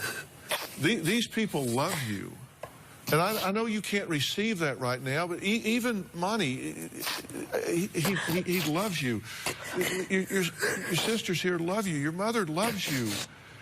And the idea of you out devaluing and disrespecting yourself in that way every day and anesthetizing yourself with drugs or alcohol to get through it is a vicious circle, right? I mean, you got to stay high to do it, and you got to do it to stay high. So I realize there's momentum here, and it takes a lot to change that. These people have a right to be upset with you. You have violated their trust. You have betrayed their investment in you. You have betrayed their loyalty. You have a right to be upset with them. They are not perfect people. And when you began to get to those teenage years and you started to rebel, they didn't know how, they didn't deal with that perfectly. No question about it. They didn't know what to do with that. They did not deal with that perfectly. And so you guys brought out the worst in each other. And then so you go off by yourself and you go like, you know, I'm over here just rebelling, so they need to come out here and make me quit. And they just didn't come. There's a lot of damage here. And trust has to be earned. You've got some really bad momentum, and they're quite right. Who knows who you have in your life right now? I would not put you on my couch. Because I wouldn't know who you would pick up the phone and say, hey, come over, look at where I'm crashing now. I'd get up in the morning and go down there and look like the bar scene from Star Wars. Hell, I wouldn't know who might be in there, this guy, this girl, this guy, who knows? Look your mother in the eye and tell me you don't see pain in her eye. I do. They love you, but they hate what you are doing.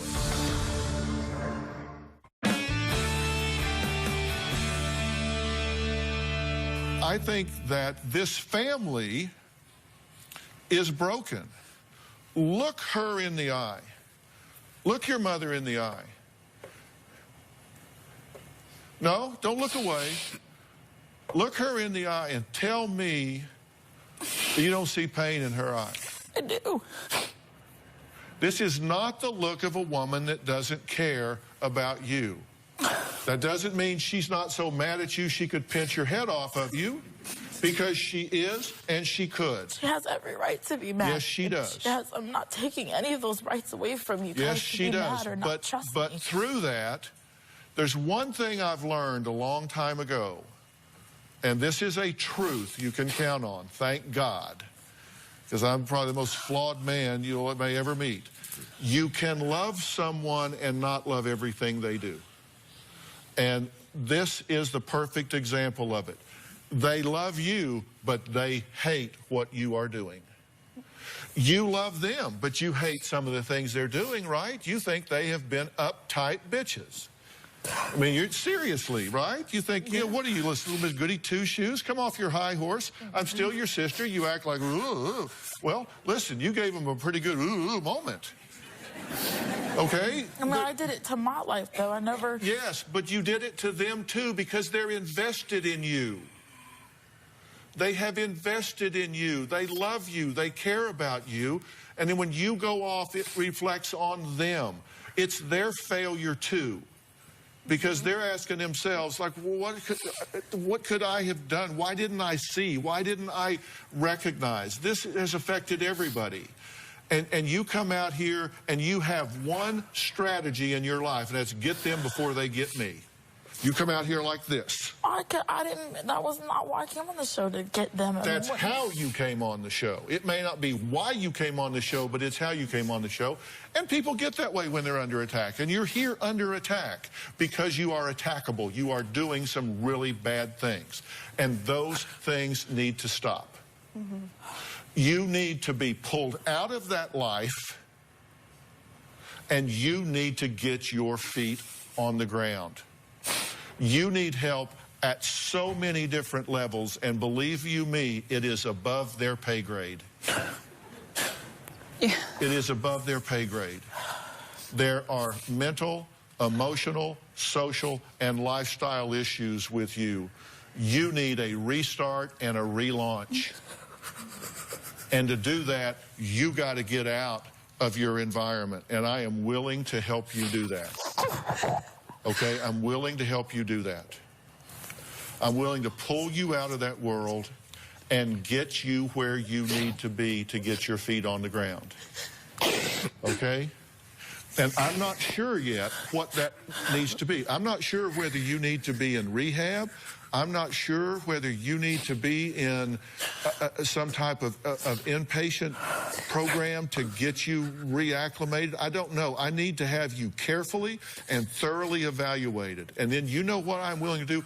I'm willing to use all of my resources. And the good thing about being Dr. Phil on the air for 13 years with the #1 show in television is you do have lots of resources, because I've made all these partnerships all throughout the world with the top resources in the world that I can bring to bear for you.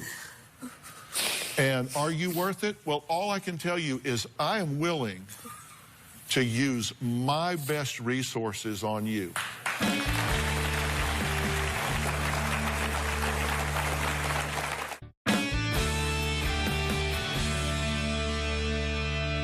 I'm going to get you the resources that you need. And I'm going to tell you what it's going to start with. I'm yanking you out of your world. Oh, thank you. I'm cutting all ties. You're not going to say goodbye. I'll call you. Nothing. You're going to unplug from the internet. You're coming off of all of your websites. I'm going to take your cell phone and stomp it into a million pieces and get you a new one with the number nobody has. You're going offline. You're coming out of that environment. We're doing a restart, girl. And but you see, it took it. And the launch. Obviously, I want it. My dad taught me never miss a good chance to shut the hell up. Okay? This is one of those. Your launch pad is right here with these people and me and my team.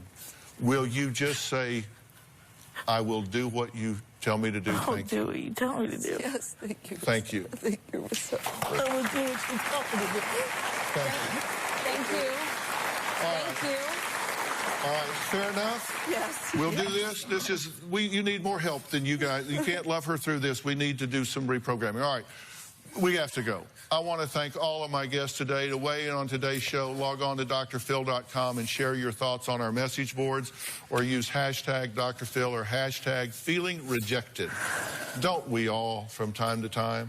You can find me on Twitter or Facebook. And just as a personal note, I want to say thank you to everybody out there. You all know I've written a new book called 2020. It's a weight loss vision into reality. It talks about 20 key foods to help you be successful. And it is the first time I've ever written about weight in 10 years. And it's a healthy way to get yourself back into really good shape. And thanks to all of you, it has become #1 on the New York Times bestseller list and the #1 book in America. So the stories I've been hearing from y'all is just absolutely unbelievable. I am signing a copy of it for you to start with, because you're going to get yourself back in shape, get yourself healthy and back in shape. That's one of the things we're going to start with. And everybody in the audience is going home with a copy. So I'll get you a copy of the book.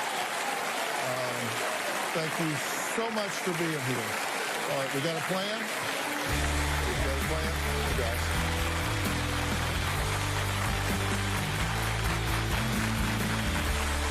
Thank you.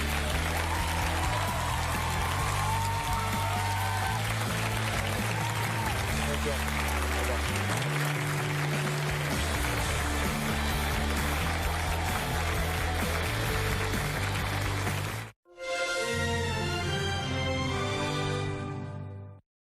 The following program contains mature content. Viewer discretion is advised. Today on an all-new Dr. Phil, an eating disorder. I binge and purge at least 30 times a day. She blames on mom. You've heard her once in 4 years. I don't want to focus on the time frame. Well, I'm the one that decides what we're focusing on. Is she living in reality? I'm so sick, but nobody believes me. If she thinks calories are contagious? I get mad when someone touches me because the calories are getting on to me. Calories don't jump from one person to another. Let's do it. Have a good show, everybody. Here we go. This is a safe place to talk about hard things. Stand by, Dr. Phil. I try to be an emotional compass and point you in the right direction. In 5, 4. I am not giving up on you. Go, Dr. Phil.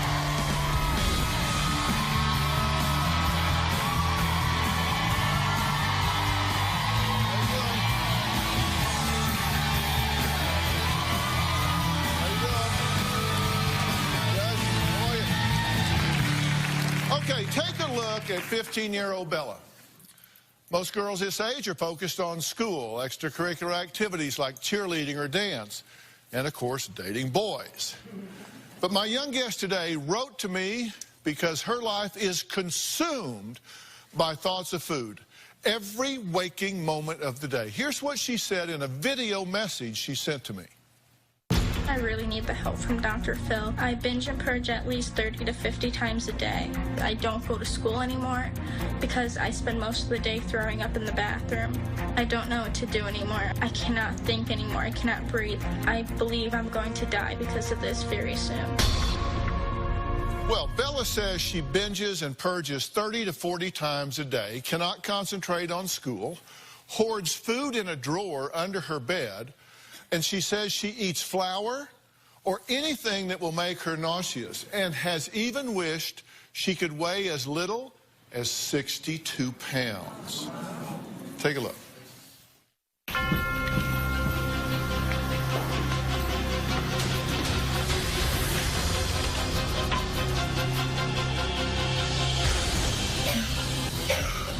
I purged 16 times today. I have an eating disorder and it ruins my life because every single day is consumed by a constant routine of binging and purging. I don't even think about purging. It just takes control over me. Isabella is very obsessed with being thin and obsessed with food. There's no times where I'm not thinking about food. I like to binge on cereals, sandwiches, chips, sugar, milk, anything. Sometimes I would eat flour. I would eat a couple spoonfuls because I know it hurts my stomach and it'll be easier to throw up something. One time, I saw her eating out the garbage. She was eating leftover food that people had thrown out. It was really scary. I am so desperate to binge and make myself throw up. I steal laxatives and I steal food probably 3 times a week at stores. I see and find wrappers tucked behind couches, tucked behind her bed, drawers, shoes, backpacks. I don't see a future without my eating disorder. I don't ever see myself recovering. I just can't stop. Bella has now started to believe that calories can actually jump from other people onto her. She's even worn a surgical mask to prevent calories from entering her lungs. Take a look. I am obsessive and compulsive when it comes to food. I see germs as calories. I take showers 3 times a day. I have to wash my hands 20 times. I go through 40 pairs of socks a day. Put my forks and spoons and plates in boiling hot water before I eat with them so I can get all the calorie germs off. Isabella feels that calories are floating in the air and that she feels that she'll absorb them through her skin. I always feel like I'm just ingesting calories by breathing. Isabella's tried to wear a mask when we go out shopping. I walked into the grocery store like this. I thought this was an easier way to not get the calories onto me. The smell of cooking food drives me crazy. When I'm cooking, Isabella keeps her door closed and will not allow anyone to open the door. I put blankets by the doors to get those smells out because I'm going to ingest them and get fatter. Isabella becomes extremely freaked out when someone touches her. It's like invisible calories on people's hands, and if it touches me, then it'll go into my bloodstream and I'll just get fatter.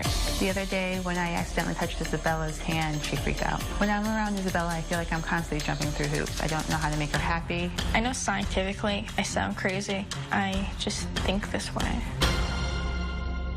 Okay, Bella, I want to start with you. And sometimes people have a different reaction to watching themselves, kind of little capsules of their lives on video. What's your reaction to watching yourself on video?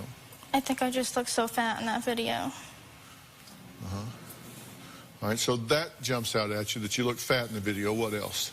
I'm just sad. About what? The way I look. You're sad about the way you look. And just how stupid I sound.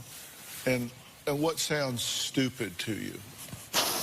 Like, it just is so, like, who wears a mask to the store and, like, calories can't jump on you, but I can't stop thinking that it does. Intellectually, do you know that calories don't jump from one person to another? I know that, but I believe that. Okay, but intellectually you know it, but still emotionally you feel threatened by it. Exactly. Do you think your mother gets and understands the gravity of your situation here? No, I don't. Okay, what is it that she doesn't understand? Tell us. She just doesn't understand when it comes to, like, the calorie germs that I'm fearful of. She just, I think she gets mad and, like, embarrassed or upset about it all the time when I bring it up. When you bring what up? Like, don't touch me. Why would you touch me? Like, I just get so mad when someone touches me. Okay, and you get mad because? I get mad because I think, like, the calories are getting on to me.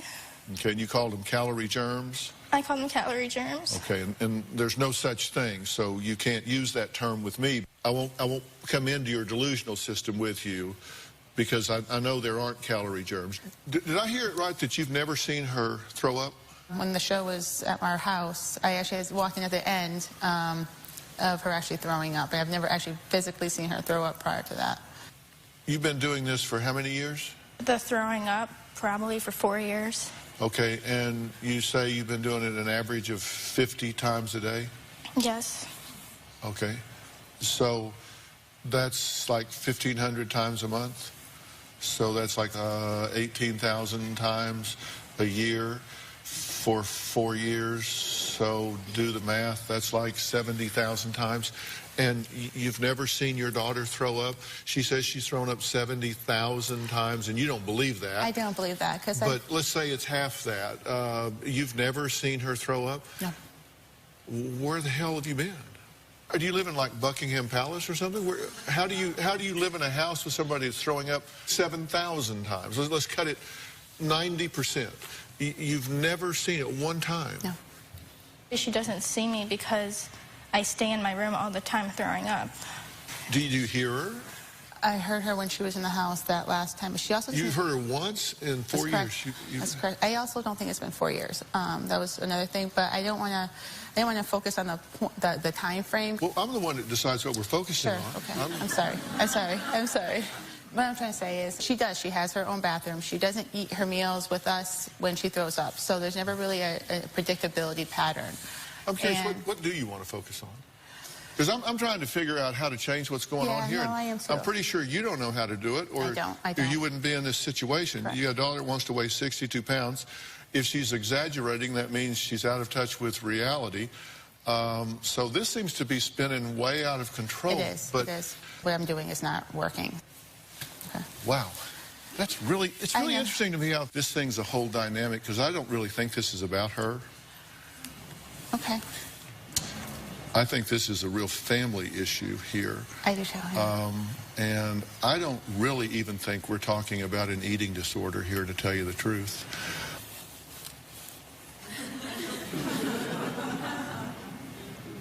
Did it bother you that I shook hands with you when you came out?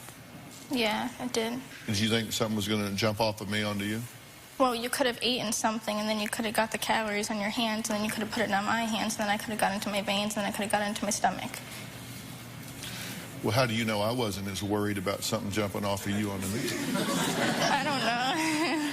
Because I could have gotten girl cooties from you.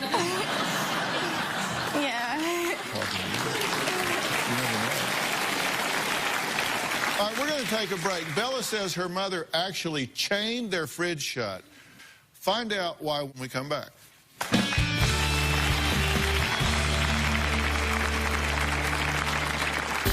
Inside here, we have our refrigerator. To keep Isabella from binging, we had put a lock on our refrigerator. I had to ask when I had to eat, and they would have to get the food for me. It was humiliating and embarrassing.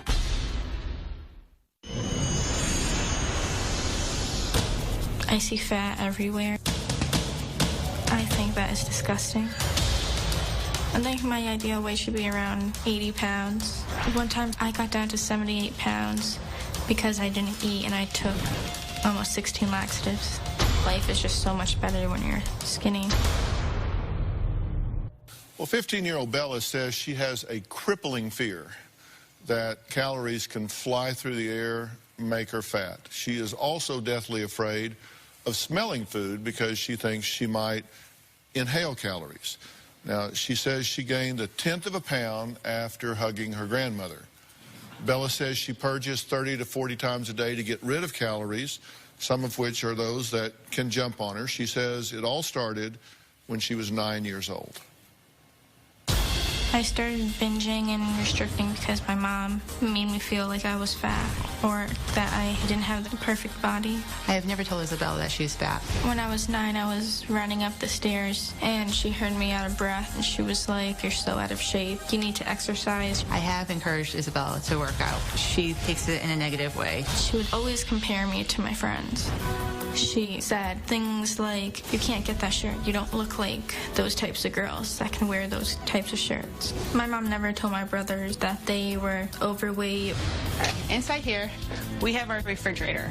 To keep Isabella from binging, we had put a lock on our refrigerator. I had to ask when I had to eat, and they would have to get the food for me. I mean, it was to the point where people were like, I didn't want to eat because it was more work to come down here. It was humiliating and embarrassing. was in no means to punish her. This was to protect her and keep the control of the food until she regained control of herself. I have always tried to save Bella and fix Bella, and I did not give her the tools to fix and save herself. Well, do you think that your mother's been the trigger for all this? Yeah, I do. Yeah. So you think because she made you self-conscious, made you self-aware, compared you to other people, made you feel second class or less than compared to others? Yeah, I do. Do you think she did it on purpose? I don't think she did it on purpose. I think she tried to prevent me from having an eating disorder, but it just backfired. And do you think that when she said those things, do you think you overreacted to them? I mean, I do think I overreacted to them, but I'm still like almost traumatized from hearing those things from my mother. I can never get over that. I'm miserable, and it sucks that my mom won't even believe me. And what is it she won't believe? That I throw up as many times a day. I did rough calculations, but you've thrown up 60,000, 70,000 times. I guess so, yeah. Yeah. Will you do this for me? Yeah. Yeah, I'm going to have to kind of go with your mother on that. I think you maybe are misadding a bit. And not to say I don't think you're throwing up, because I do. But I think if you had thrown up, I'm going to show you in a little while what I think your teeth would look like if you had thrown up 60 or 70,000 times. Because I think the acid would have eaten your teeth right out of your mouth. And you said you have to either binge and purge or eat nothing at all. Have you eaten since you got here? I haven't eaten since I got here. Because you didn't want to look fat on the show? No, because I couldn't throw up in private. You say that you steal food and laxatives? Yeah. You shoplift them? Yes. And you've done this how many times? Maybe 100 times the total. A lot. Yeah. And you say that sometimes you'll eat as many as 70,000 calories in a day if you can purge them. Yeah. That's a lot. How much food is that? I mean, like, give me an example of how many of something you will eat. Say I would probably eat a whole box, 2 boxes of cereal. Anything I see, I will eat. Doesn't matter what it is. Why do you eat flour? Because it makes me nauseous, so it's easier to throw up. So you eat just like flour with a spoon? Yes. You eat paper? You eat napkins? Yes. Why do you eat paper and napkins? Because they have no calories and they make my stomach hurt, so I won't eat after. Okay. Do you know how much you weigh now? No, I don't. Do you have a rough idea? Probably around 128 pounds. Okay. And do you think that's just ghastly? That is horrible? Yeah, I think that's disgusting. And what's the lowest you've ever weighed? The 78 pounds. And you were how old? I was 14, but the only reason why I got down to 78 pounds because I took so many laxatives. Okay. You change your socks frequently? I go through like 30 pairs of socks a day. And why do you think you do that?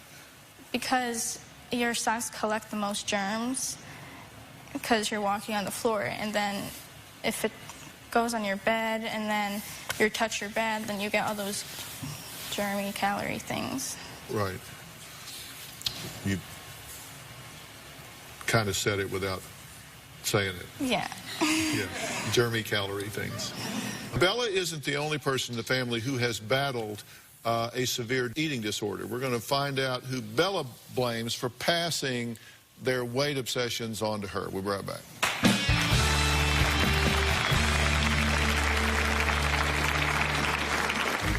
I blame my mom 100% for my eating disorder. When I was 15 years old, I was hospitalized 3 times for bulimia. I told Isabella about my eating disorder because I didn't want her to experience the same problems that I had, and I was trying to protect her. To me, it felt like that my mom liked it better when I was starving myself because I could go days without eating and my mom doesn't say anything. But if I ended up eating, she would be on top of that. My mom wants me to get over my eating disorder. She's always telling me, you have to do it on your own. Isabella does not want my help. I have offered emotional support, structure, and the mere mention of any of those things usually sets her off in a tirade. I liked it better when my mom thought I was starving myself, and I think she did too.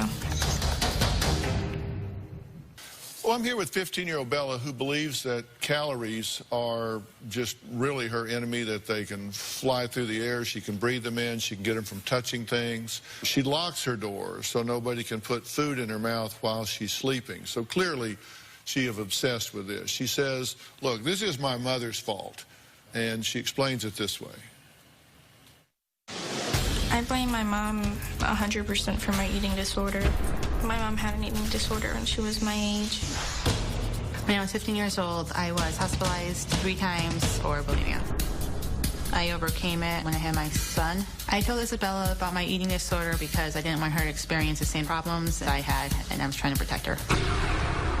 Since she suffered from body image issues, she tried to make me always eat healthy foods so I wouldn't get fat.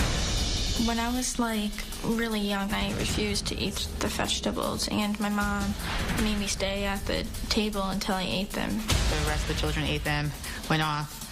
Bella ultimately refused and eventually fell asleep at the table. If I was asking for a snack, it was always vegetables. It was always vegetables. My emphasis on food, diet, exercise has contributed to her eating disorder. She hates exercise in any form. Bella doesn't want to be anything like me. You had multiple hospitalizations for bulimia and anorexia at age 15.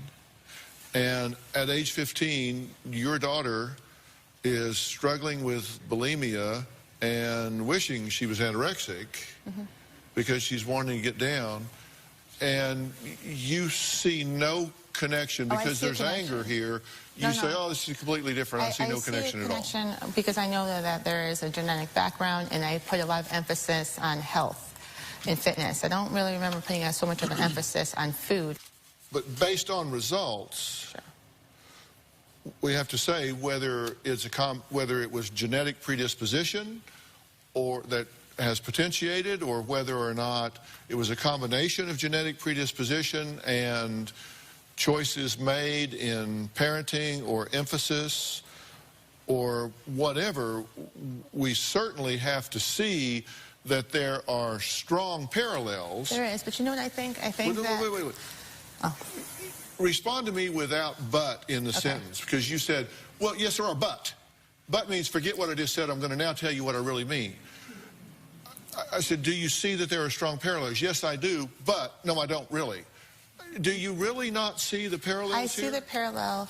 If I brought Isabella to McDonald's every day when she was younger, I think she would blame me for her eating disorder then. If I gave her health foods, she blames me for her eating disorder now.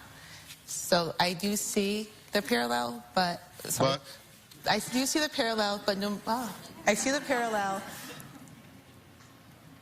No matter what I do, it's wrong. And I'm not just playing semantics with you. Do you see my point? I do. You're saying, I see the parallels, and then you move to explain it away. Sure. And you can't change what you don't acknowledge. You're saying, I see the parallels, but... I don't understand them. If I'd done this, then I'd be blamed. If I'd done this, I'd been blamed. If I'd done this, I'd have been blamed. So I really don't think I'm a factor here, is what you're saying. Yes, I had my problem. She's got hers. I really don't see the connection. They're very different. To me, they are different. I'm trying to understand, but again, I'm saying I don't see it because I don't feel it. I really don't. So I wasn't just picking on a word. You really don't see the connection. Other than facts, and that they're both the same age, and there is a factor that we're both suffering from the same problem. Yeah, other than the facts that there is a genetic factor and the onset is at the same age. So that's the connection. That's the connection. Yeah, other than that. That's the connection. And this isn't about fault, by the way. Okay. And it's important that you understand that. I think I've been blamed so much for it that it feels like it's always about fault. But that's not what I'm talking about. Right. Okay. What I'm talking about is responsibility for change. Okay. And that's what you want. Yeah. Not even God can change what has happened. But we can all work to change what does happen, right? Correct. And that's what we want. Okay, Bella shaved half of her head and dyed it pink.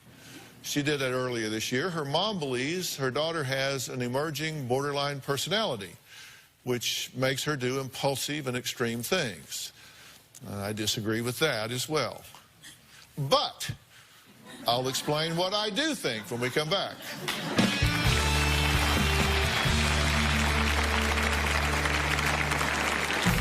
I do believe Isabella has borderline personality disorder. When Isabella rages, she swears at me, calls me names. One time, she shaved half of her head, and she left by ambulance to a psych unit from school. Because of my eating disorder, I had to stop going to a mainstream school. Every time I went to the bathroom, which was almost every period, I was throwing up. Isabella left her old high school based on a combination of inappropriate behavior and being in and out of hospitals. I attend school at a therapeutic school right now, but I don't show up. I don't like the kids there. This is extremely frustrating for me. Because Isabella is not going to school, she is facing 2 weeks in juvenile hall. Okay, I'm here with 15-year-old Bella. Now, her mother, Wanda, says that Bella has a severe eating disorder, but she says it's not her only problem. She says she thinks she has an emerging borderline personality disorder, which makes her behave in a really impulsive way. I really do not have a good relationship with my mom. We're always fighting. I do believe Isabella has borderline personality disorder. It causes extreme fluctuations in anger. When Isabella rages, she swears at me, calls me names. She is very, very hurtful. She tried to act all innocent, plays like the victim, and it bothers me. Isabella can get very over-the-top and reckless and impulsive. One time, she told me that she was pregnant and that she had told the boy, and the test came out negative. Next week, she shaved half of her head. Isabella's impulsive behavior has stressed me out and drained me immensely. I feel frightened to discipline her because she threatens to run away.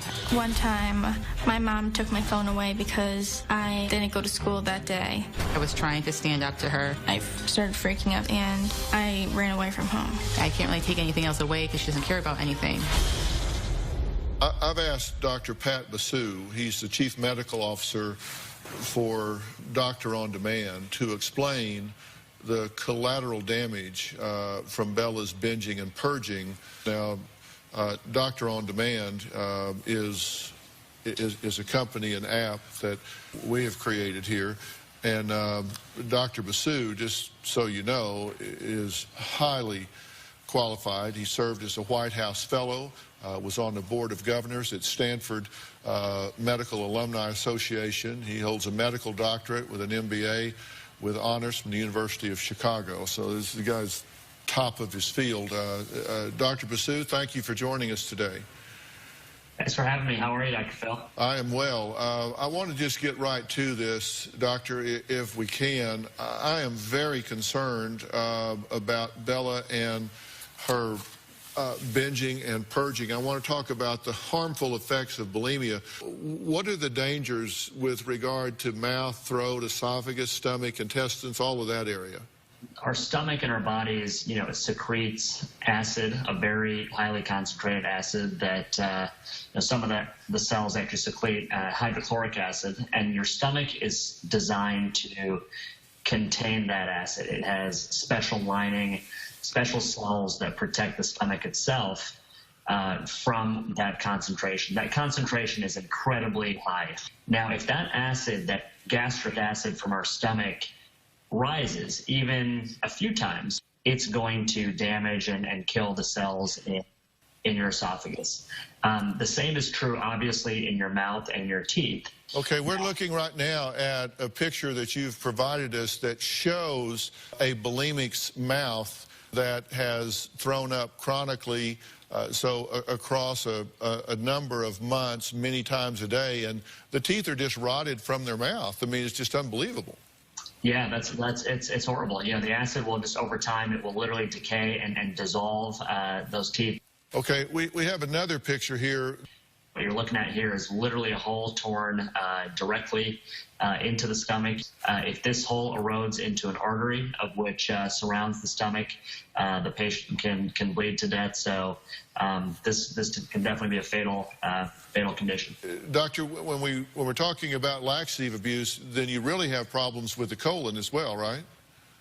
That's true, and it's worth knowing that actually by the time you try laxatives or diuretics, the calories have actually already been absorbed. So the laxative, by the time that works, 90+% of the calories are already in your body. The only thing you're starting to get rid of at that point is water, and over time we get something called lazy bowel syndrome, where it causes severe constipation as a rebound effect to that constant laxative abuse. And again, those conditions can take years to resolve. All right. Well, Doctor, I really appreciate it. I know you guys are busy right now because you're moving into cold and flu season, so I know your phones are ringing off the hook at Doctor On Demand, so I really appreciate you for joining us, Dr. Basu. Thank you. You're welcome. Thank you. Next, Bella says all of her siblings take her mom's side, leaving her feeling alone and unsupported. We're going to hear from Big Brother Alex when we come back. I'm not so sure that what we're dealing with here is primarily an eating disorder. I'm going to tell you what I think it is after the break.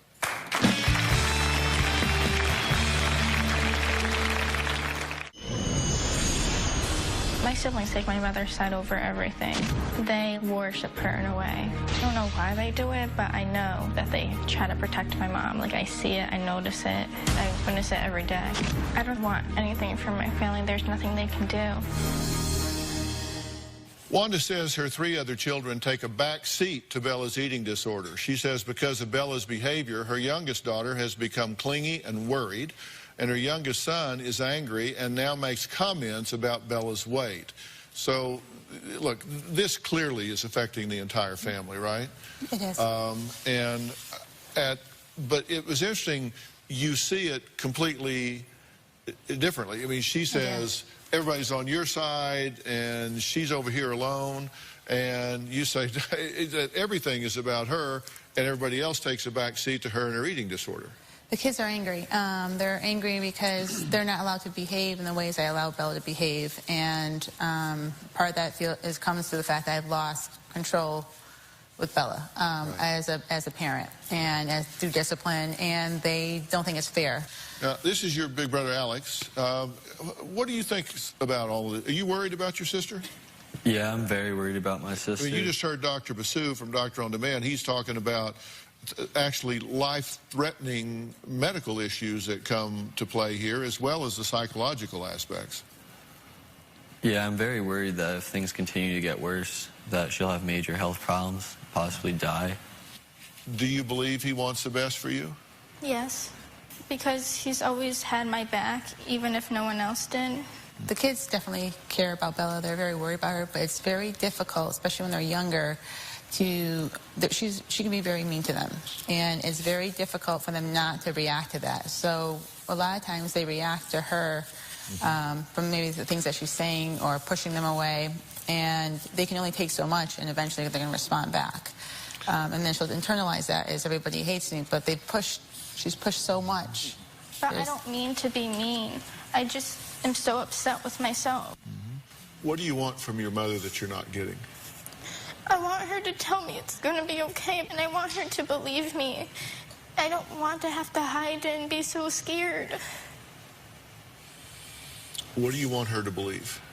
I want her to believe that I'm struggling and I cannot stop throwing up and I cannot stop eating, but she doesn't believe it. Bella, you've been in 6 hospitals. If I didn't believe you, I wouldn't have put you there. I mean, we have been through the gamut. I have gone through, exhausted everything possible out there. I mean, we're on the Dr. Phil show, right? This is it. This is the last of the rope. I mean, honestly, no, it is. I mean, this was hard. This is it.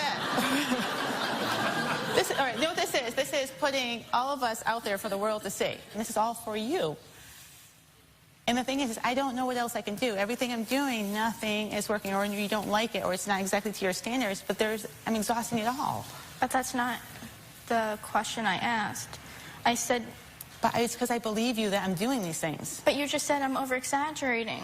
Certain numbers, but I don't believe that you're exaggerating the fact that you have a problem or the fact that you want help or that you need help. But that's not the issue. I throw up so many times a day and nobody believes me because I'm not sick or I'm not dying or because I'm not skinny. Bella, we all believe that you have a problem, sweetheart. It has nothing to do with the fact that we're saying, okay, it may not be 40 times a day. We all believe that you still have... But that's what happens and nobody believes me and it makes me so sad.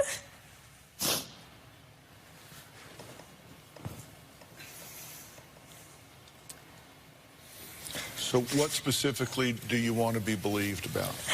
I'm so sick, but nobody believes me, and I'm so scared. I'm so scared I'm going to die soon, and I don't want to die. Oh, I believe you. You use food to rebel against their control. That was your way of rebelling.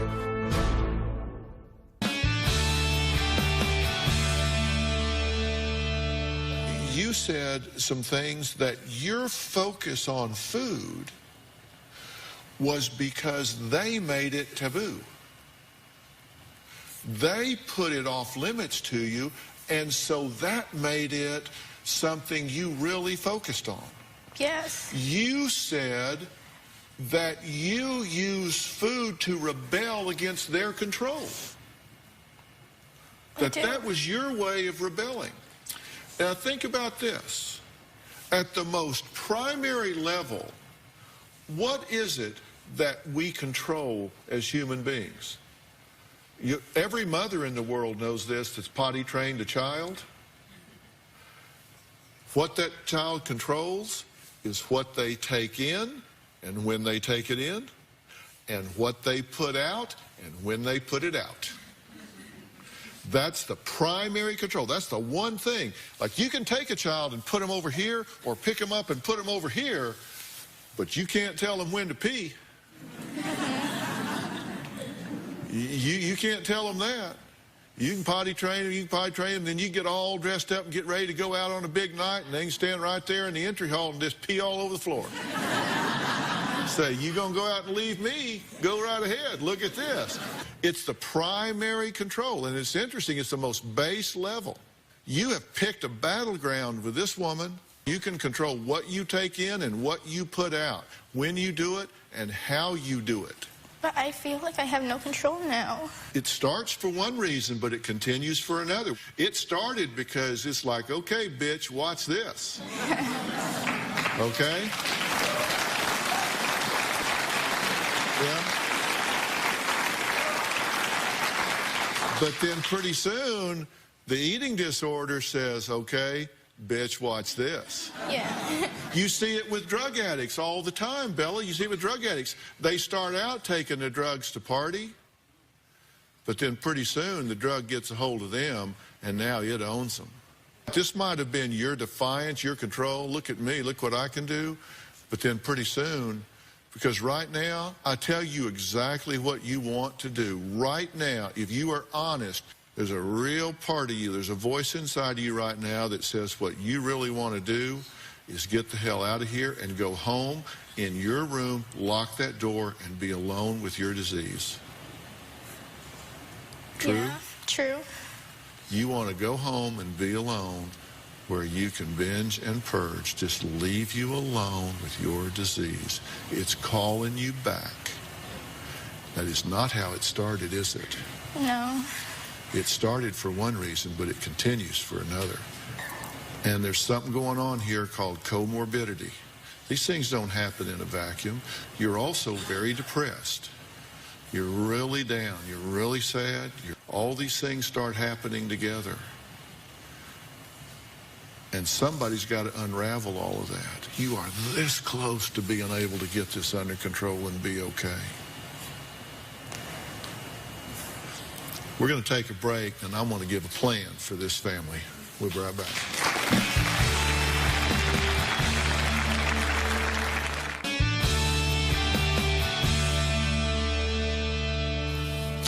Bella, you know, there comes a point where you have to make a decision. You have to make a decision that's very adult-like. You have to make a decision that says, I want to become part of the solution in my life instead of just being part of the problem in my life. Okay. This is comorbidity. There are things that are going on that coexist with your eating disorder, the depression, the anxiety. You're starting to get ritualistic behaviors that give you a sense of control when you feel that you're losing control. All of this has to be dealt with. And all of these things have to be dealt with simultaneously, or one's just going to spark the other right back into control. And I want to help you do that. I want to help you help yourself. And I am going to predict that if you'll take the help that I'm going to offer your family, that this situation can be a great deal better in a short period of time. You're going to be astounded at the power you have to take control back over in your life when you've got people around you that love you. Now, there is a place in Fairfield, Connecticut called Center for Discovery. And Jennifer Henready is the director of outcomes and research and the intensive outpatient program director. This is Dr. Jennifer Henready right here. Jennifer, good to see you. Good to see you. Thanks, Matthew Polachek is the program director at Center for Discovery, and he is here as well. Matt, good to see you. Good to see you. You guys have been watching. Jennifer, what did you want to say about this? Well, I feel really excited that with Dr. Phil's support, we can get you the treatment that you need and the length of treatment that you need. And I think you're so right. There's so much going on, but that it can get better much faster. And especially with bringing the whole family in and learning new coping skills, new communication skills. And with this commitment to be different, I think we can really create an environment that's supportive of long-term recovery for you. Will you give it a shot? Yes. Will you take the help? You said you want to get better. I'm going to give you the team to help you get better. I will. I'll take it. Okay, fair enough? Fair enough? Okay, all right, that's what we're going to do. I want to thank all of my guests today. A special thanks to Dr. Pat Basu and our medical team at Doctor On Demand. And I'm proud to say that Doctor On Demand is our own app, my own app. And if you at home want to have your own Doctor On Demand, you just go to Google Play or the App Store. You can download the app, and within a matter of seconds, you're face-to-face with a board-certified physician. Whether you got a cold or the flu or whatever, they fill your prescriptions for you. They do whatever you need. You don't ever even have to leave your own home. You just look right into your smartphone, and they're looking at you, and you're looking at them, so slick your hair down because they can see you. But you don't have to go to the doctor's office. Additional resources provided by Intervention Transportation Services, who will travel with Bella to Center for Discovery at Fairfield, Connecticut, to make sure that she arrives comfortably and safely. And guys, thank you so much for being willing to help this very deserving family. We'll see you next time. Thanks so much. Thanks, guys. Appreciate it. Alex, thank you so much. Appreciate you being here. Jennifer, thanks so much. Matt, appreciate it. Thanks, guys.